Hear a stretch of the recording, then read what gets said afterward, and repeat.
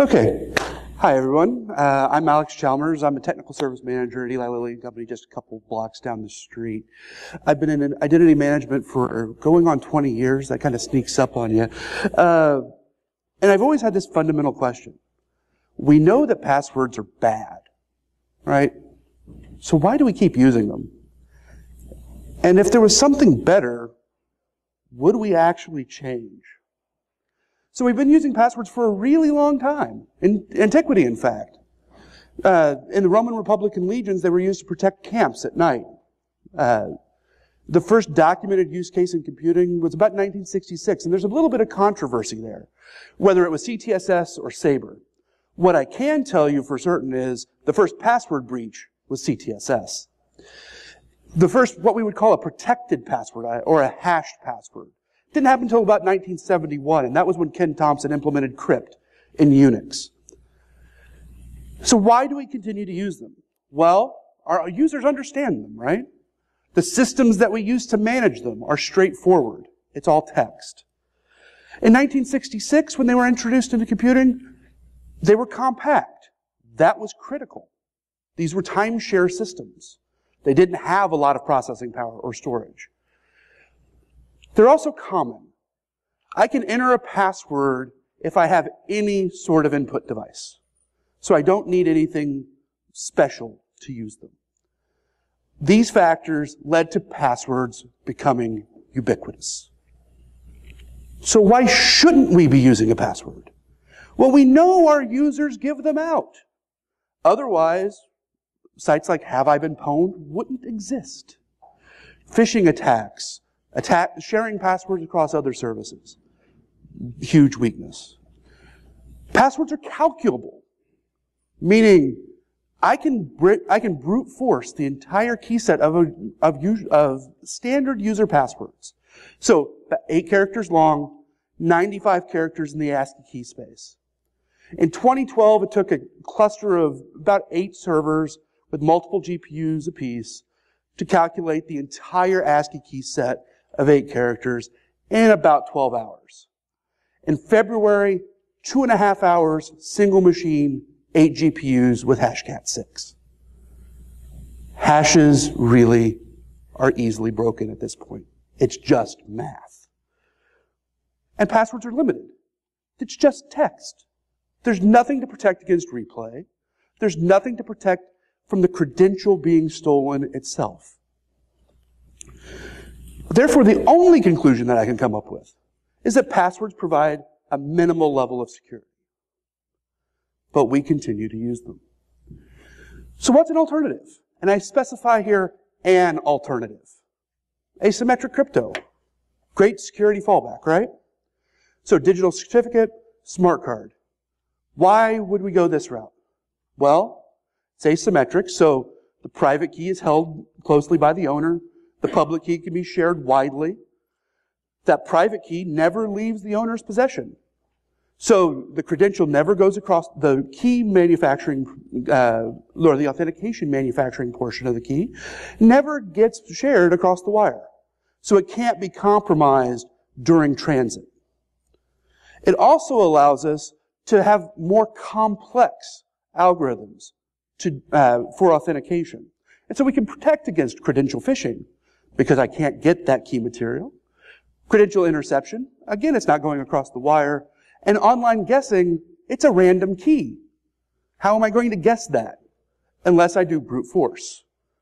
And if it's brute force, well, it's still just math. So it's not impossible. It's just highly improbable with a normal key space. There are some downsides, though. It does require some additional stuff, right? So if I have smart cards, I have to have a smart card and a smart card reader. I have to have software to get the keys on the reader and manage user flows and things like that. It reduces the simplicity of the user experience considerably. Users, we have trained to use a password. Now they have something else.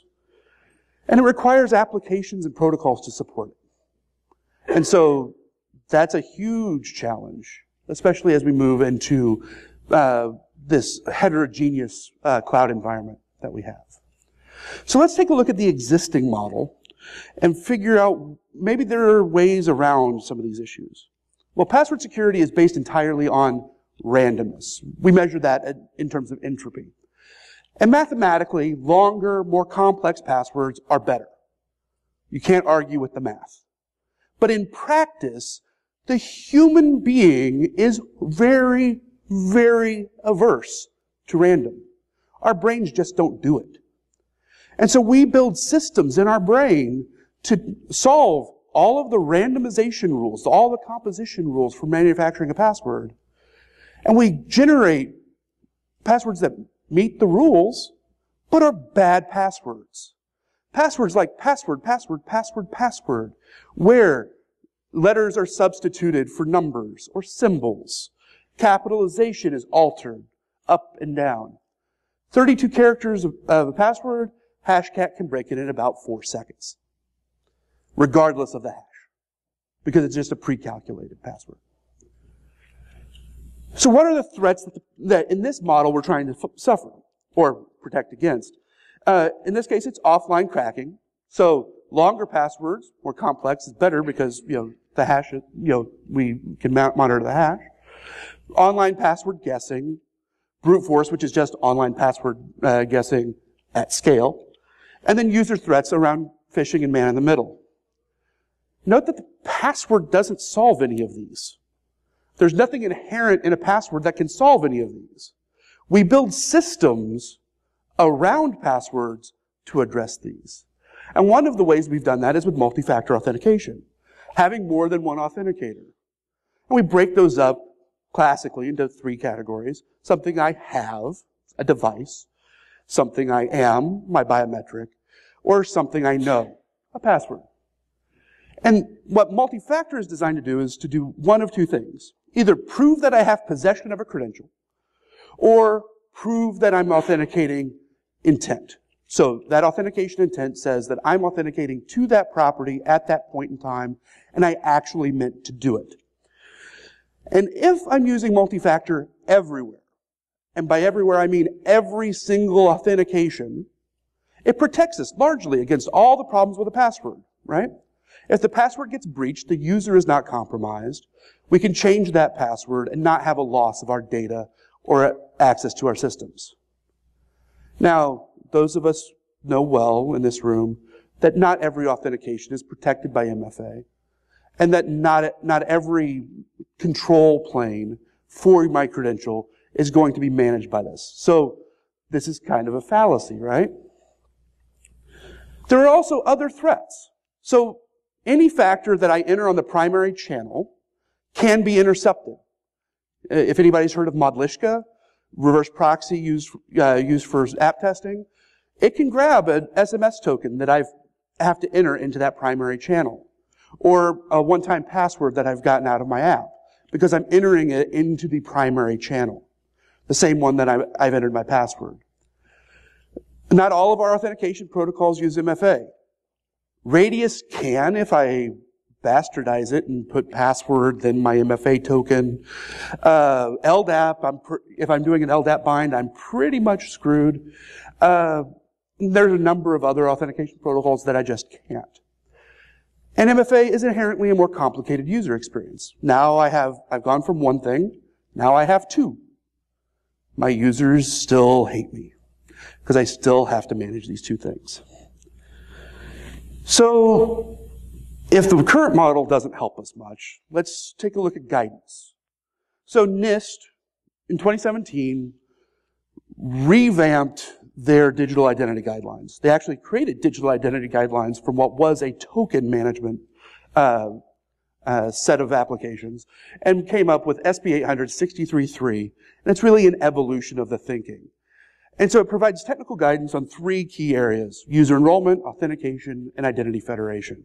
And we're going to focus on that authentication block in this talk. And one of the things that they've done that is unique is, instead of trying to say that all the identity infrastructure needs to follow one level of assurance, each of these 3 categories has its own level of assurance. And so a user account can have a single level of assurance of how much I know that that user is who they say they are at the time of registration. The authentication can have a different level of assurance. So if I'm just sharing a file that's non-protected, I may need a very low level of assurance for that. But if I'm updating my financial records with a bank, that may require a high level of assurance. But my identity probably still needs to be at a high level of assurance if it's a financial transaction. And then for federation, how secure is the IDP to relying party transaction?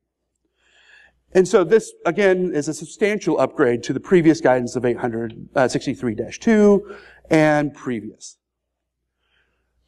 There also came 3 companion documents in the 863 series, 63A, B, and C. Those same technologies that we talked about, enrollment, authentication, and federation. And these documents describe the actual assurance levels for each. So the requirements of those assurance levels are documented in these companion documents. The benefit of separating these out to companion documents is they can be updated as the technologies change in each of these areas. So federation is moving quickly. Authentication is moving relatively quickly. And identity assurance and our identity proofing, it moves along, but not nearly as fast as the other 2 that are more technology focused. So one of the things that 863B does is come up with a taxonomy of authenticators. At the top of the list is the only one that is something I know, a memorized secret. Call that a password or a PIN. The other authenticators are all something I have. And the multi-factor authenticators, so the OTP device or the cryptographic device or software, are something that I have that is then enabled by something I either am, my biometric, or something that I know, a PIN or a password. You can see that I've included some real-world examples here. Passwords, of course. Anybody who's signed up for a MFA provider has probably seen the recovery codes. That's essentially just a lookup secret. A digital certificate is just cryptographic software. At the high end, a smart card with a PIN. It gives us a cryptographic device. So, in addition to this taxonomy, they looked at what the requirements are for each of these categories. And Memorized Secret actually went through a significant change. So, a minimum of 8 characters for entropy's sake, a maximum of 64, but not limited to 64. You can go higher. You don't want to go, there's a usability point here that you wouldn't want a password that is a meg long, right? And some protocols like HTTP wouldn't support it anyway. Not only the ASCII printable set, but include Unicode characters. Think about a password that is nothing but emojis. If I'm following the guidance, that is possible. And here are the big changes. Rather than complexity rules or composition rules that say I need upper and lower number and symbol, let's check it against a blacklist, a list of passwords that we know are bad, or portions of a password that I know are bad. Now, everybody jumps to, let's just run that through the Have I Been Pwned list. How many passwords are in that? Several million, right? Well, there's really good passwords in the Have I Been Pwned list. What makes Have I Been Pwned so unique is that it maps those passwords to usernames and creates that tieback. So you don't necessarily want to run it against all the known breached passwords, but you want to run it against the password segments that you know are incredibly bad. So in our business of pharmaceuticals, product names, Indianapolis, big sports town, team names, sports stars, local celebrities, the seasons of the year. You'd be surprised at how many passwords are Word Autumn 2019. Bang. And then they just cycle that. So if I have to change my password 4 times a year, summer, spring, spring, summer, fall, and winter. And that's how they cycle their passwords. Again, no complexity requirement and no rotation requirement. This is also a key thing.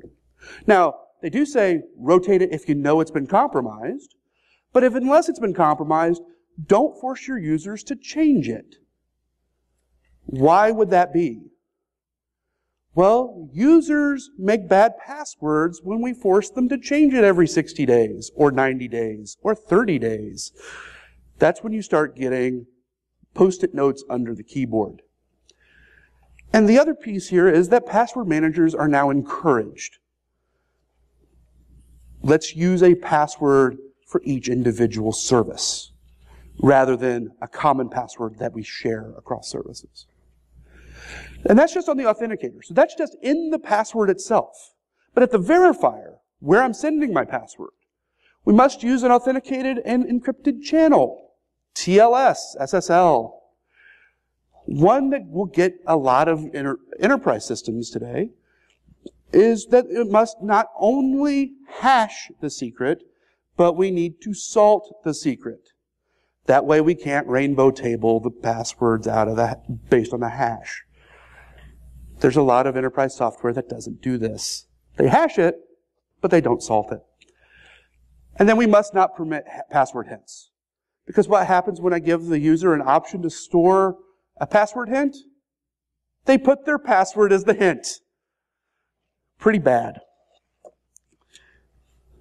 There were also a couple of other changes. If you follow this, and I'm an identity nerd, so I was on this as soon as it was announced, but the original guidance was, we're not going to allow SMS anymore. And again, this is NIST guidance, so this is for the federal government, but this is guidance that's widely respected across the world. And there was a hue and cry in industry. We can't get rid of SMS. So how do we manage this? So what they did was they created a new category, which was a restricted credential. And this is basically says, this is high risk. We're not deprecating it yet, but you're on notice. It's going to be deprecated soon. And the reason for this is I can easily SIM swap a phone and get access to those SMS texts. I can stingray it. There are a number of ways that I can actually get on the PTSN, your SMS texts. It's a targeted attack. It's not a broad attack, but it is possible. And so the key here is that if I'm offering SMS, I should offer another factor as well that is not restricted.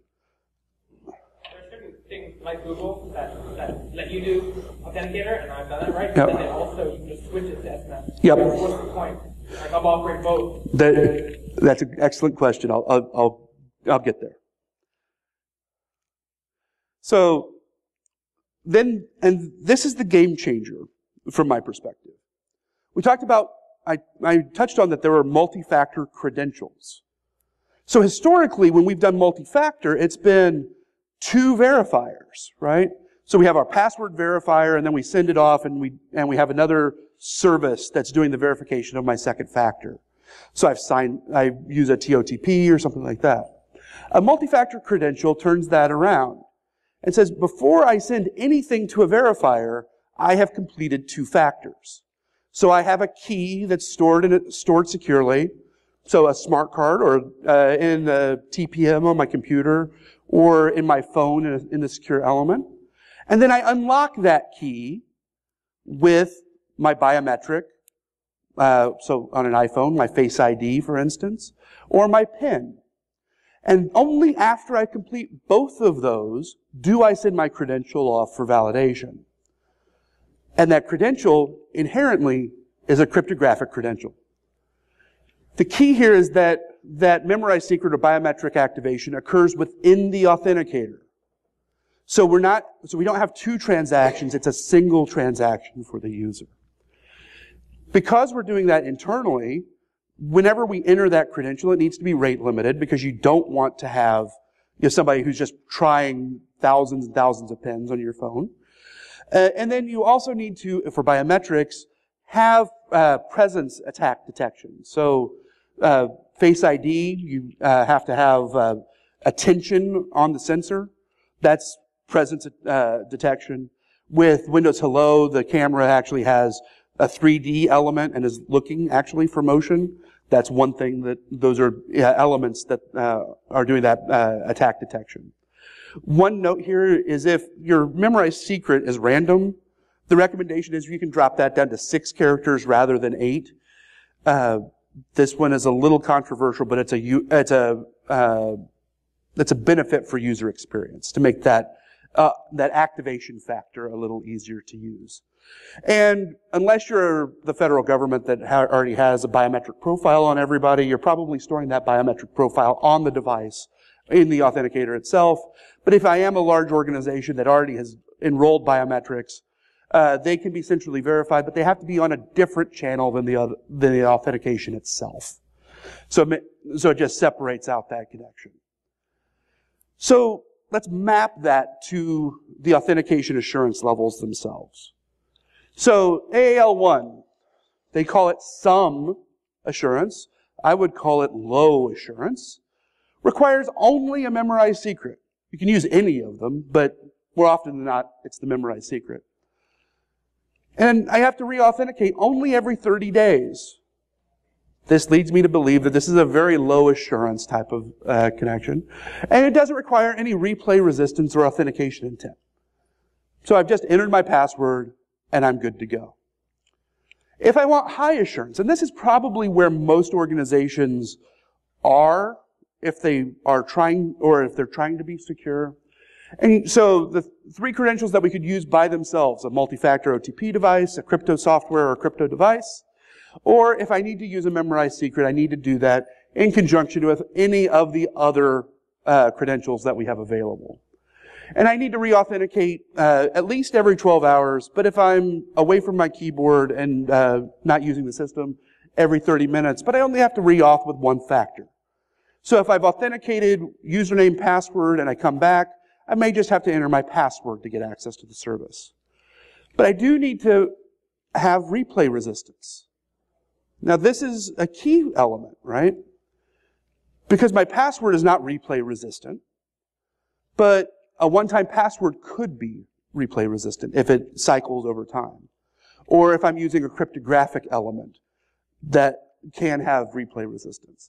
And it is recommended that there's authentication intent. Now, just entering a password or a one-time code doesn't prove authentication intent, because anybody could get that code. So if we look at a YubiKey or a U2F authenticator, that's becoming more prevalent, you hitting the button on that YubiKey to actually do the authentication, that's what's doing the authentication intent.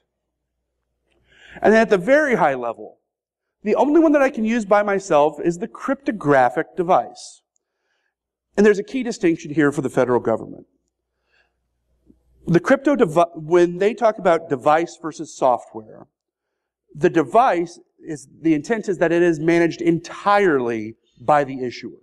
So a smart card, the software, that entire package, is managed by the issuer of that smart card, and the user isn't necessarily involved. If I have software, then my laptop may be managed by myself or my organization, but the credential is issued from somebody else. And so the reason for having the cryptographic device here as the only method for the government, and this is again NIST guidance, is that they want to manage that entire flow. As we look at the other elements here, you can see that cryptographic elements are in each of these, and that's the key point, is that the authentication is actually cryptographically managed, not just multi-factor. And then for re-authentication, it's a little bit more limited, 12 hours, 15 minutes of inactivity, and I require both, or in this case, 3 factors to get back in, have to have replay resistance, and have to have authentication intent. There are other elements here that are not on the chart around verifier impersonation and verifier compromise that need to be detected. Most of the things that we'll talk about moving forward have those features, and so there's not much differentiation as we look at these. So we know that passwords are bad. We know that passwords in a one-time PIN for a one-time password, not very good, but better. So how can we solve some of these things? Well, FIDO2 is the biggest one that you're going to hear on the market today, and we're less than a year out from when this actually went live. It became fully available and fully ratified earlier this year, and it's actually a family of protocols. So WebAuthn is one half, and it lives in the W3C. And it provides the API for applications that exist on the web to interact with my browser to get a key. WebAuthn is now available in Edge for Windows from 1809 forward, Chrome, the latest versions of Chrome, the latest versions of Firefox, and is in beta for WebKit, but Safari doesn't have it yet. But this is coming, and what you're seeing, and Twitter actually just announced earlier this week, while we've been here at the con, that they have moved to WebAuthn and allowing U2F keys as a second factor. So if you don't have a second factor on your Twitter handle, go get a YubiKey, go sign up for U2F, and get multi-factor authentication on your Twitter account. Because if you're running some of the latest software, you probably have WebAuthn available. CTAP2 is another key element, and this is owned by the FIDO Alliance. And what CTAP2 provides is the interface for me to go from my laptop to an external authenticator, like a YubiKey, or like a phone or a badge that may be doing NFC. And so there are three methods that I can access there, from USB, NFC, or Bluetooth LE. So Google's Titan keys, those are U2F keys that will do USB and NFC, and then they also have a fob that will do Bluetooth LE. If I have an iPhone, I need to use Bluetooth LE because they don't do NFC.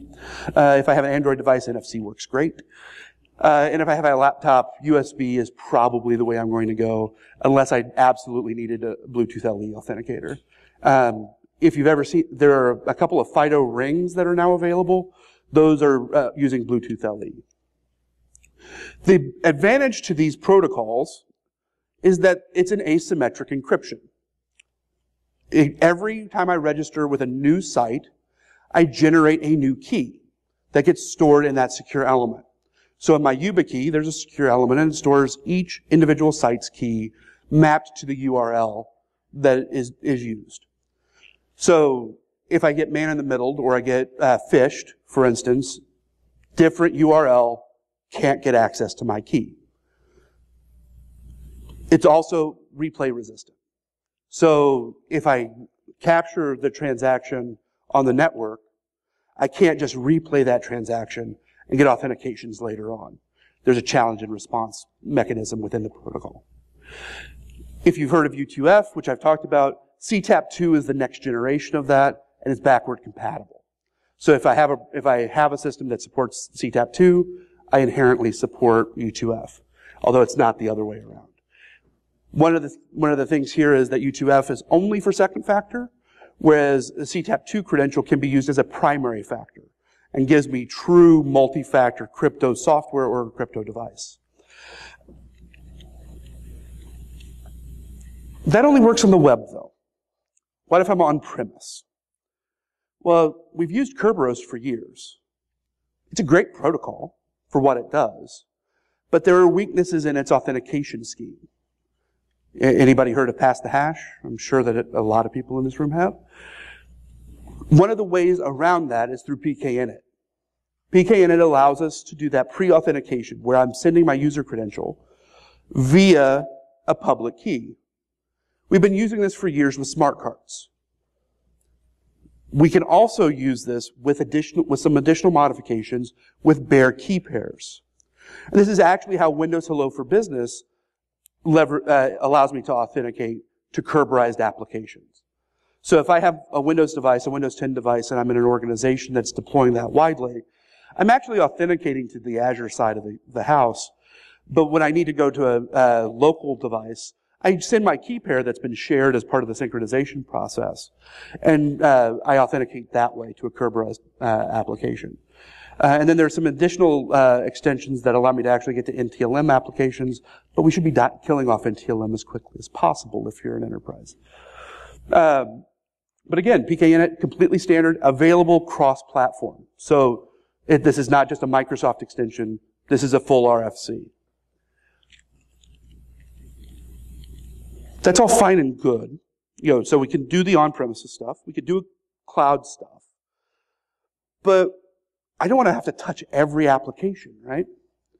Well, most of us, if we're an enterprise, have probably deployed a federation platform of some kind. SAML, OpenID Connect, or OAuth. And the benefit to this type of system is that we can actually put a strong authenticator at the IDP, where my users authenticate, rather than to every application. So this is an aggregation point that gets me a lot of bang for my buck. Because if I can make my IDP FIDO2 enabled and deploy FIDO2 to all of my users, they get strong authentication, and every application that they connect to that's federated gets a FIDO2 authentication, but those applications don't have to change their model. They get it for free by supporting the federation model. And if I don't go FIDO2, I might be able to go PKINIT because I'm centralizing that authentication. If you're doing federation, please look at 863C for ensuring that you have the most secure trust relationship between your IDP and your aligned parties.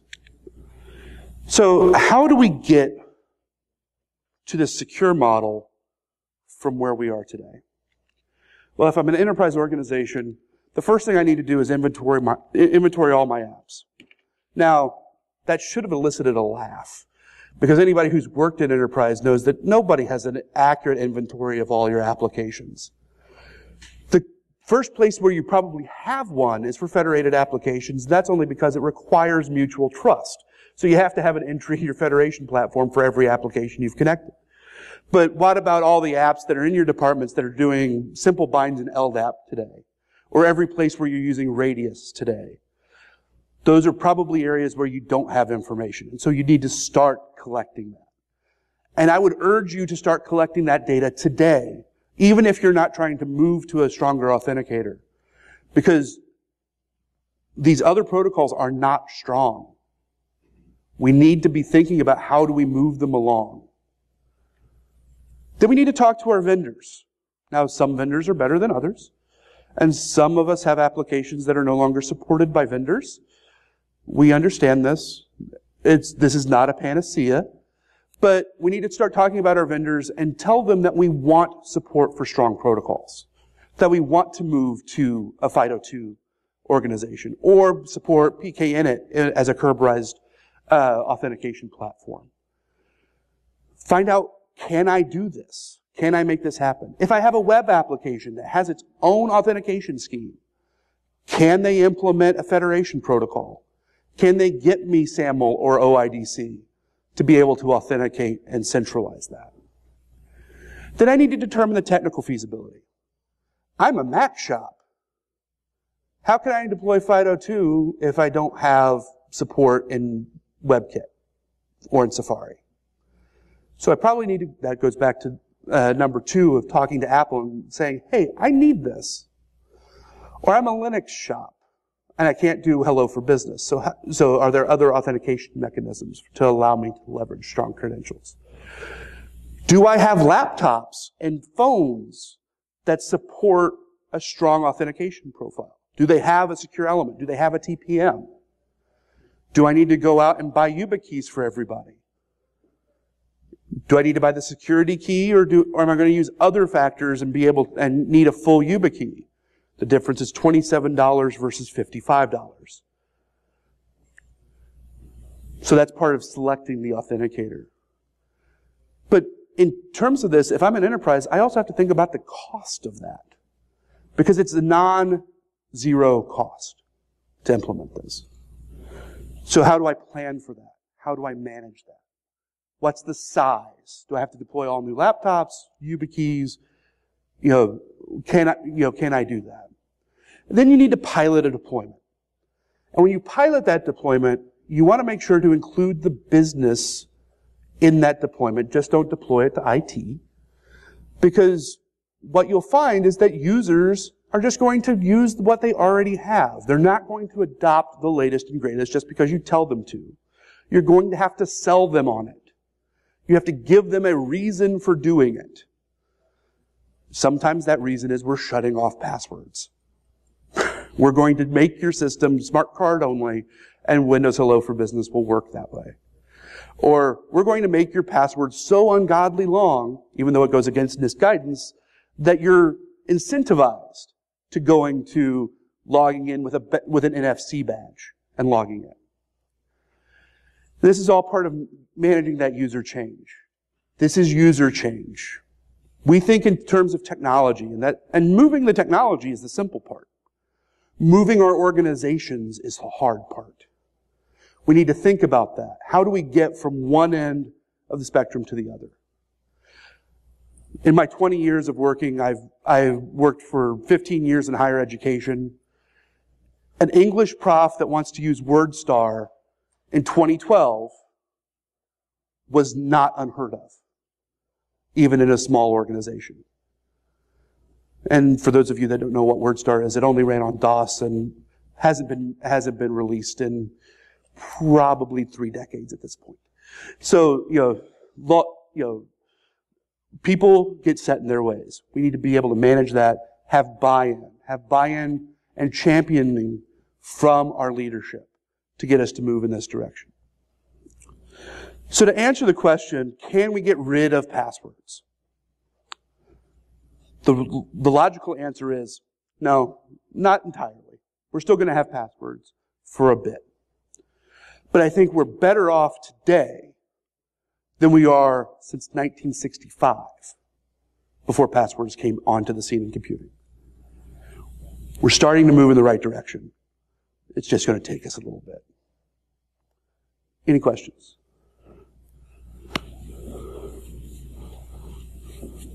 So if we go passwordless and it what normally happens is just going to using their intercepted keys, does that not mean that whoever now possesses this intercepted key now possesses that person's entry into the system?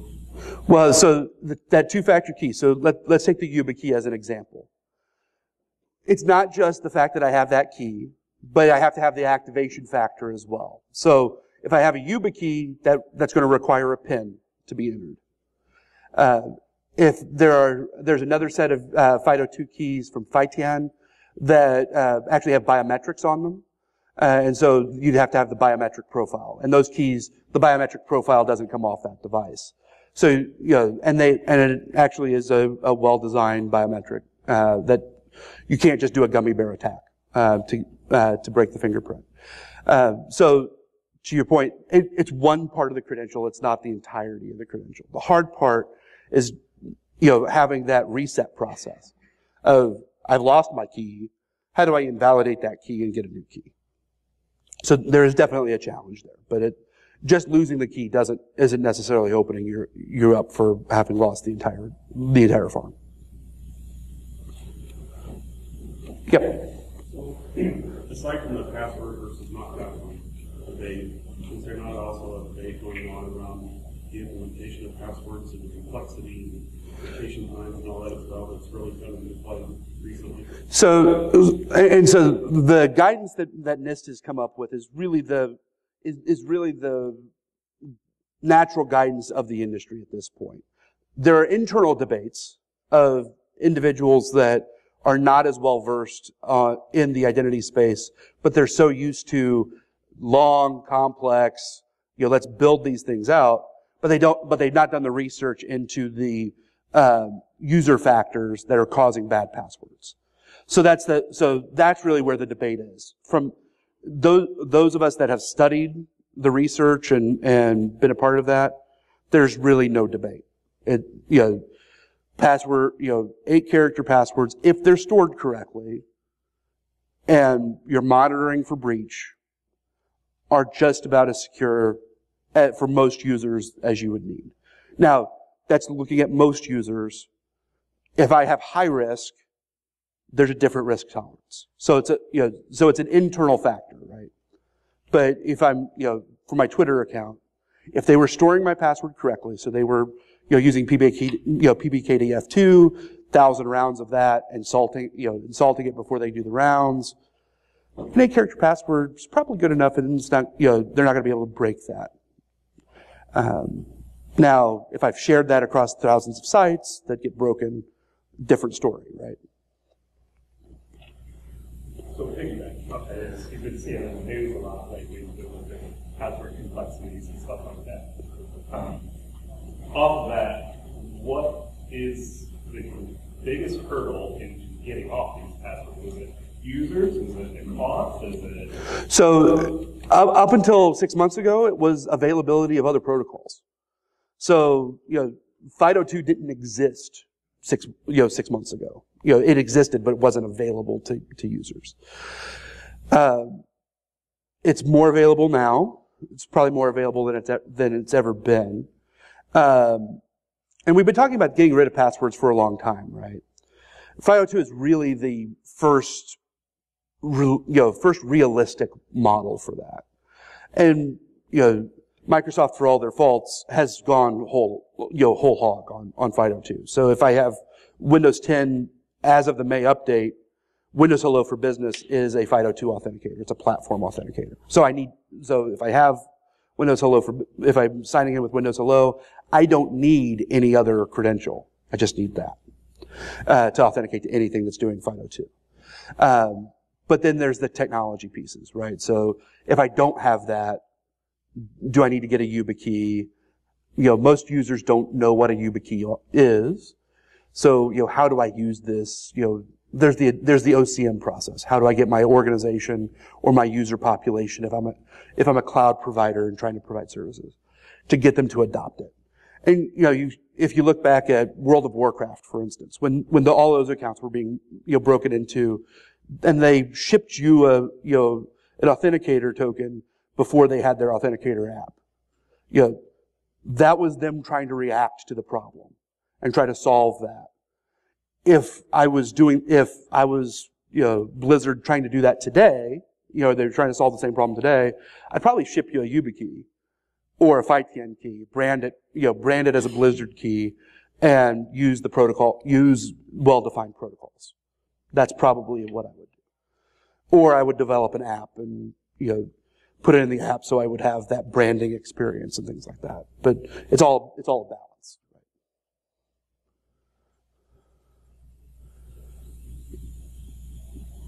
Other questions?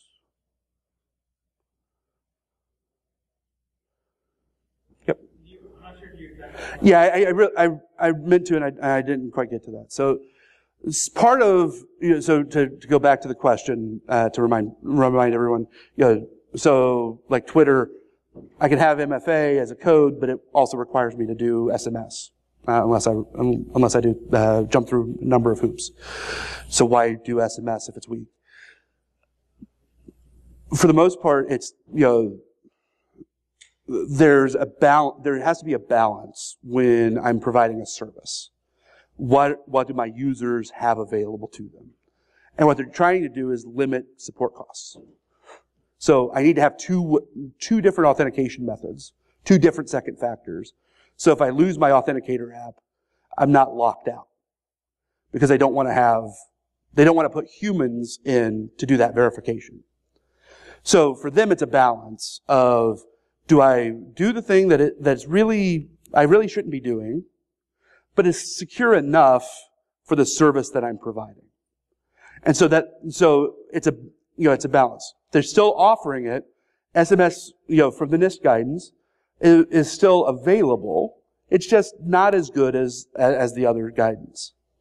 If I'm getting attacked and I'm an attacker, I'm just going to choose the SMS instead of something else because I know I can attack it. So SMS, I can't just, so one thing to be clear here is that an SMS attack is a targeted attack. It's not a broad brush attack. So if I wanted to attack your Twitter, and I knew your mobile provider and knew how to attack your cell phone, that would be a viable attack. If I wanted to break Twitter and get multiple accounts, that's not going to fly. So so again, you have to understand what the attack model is.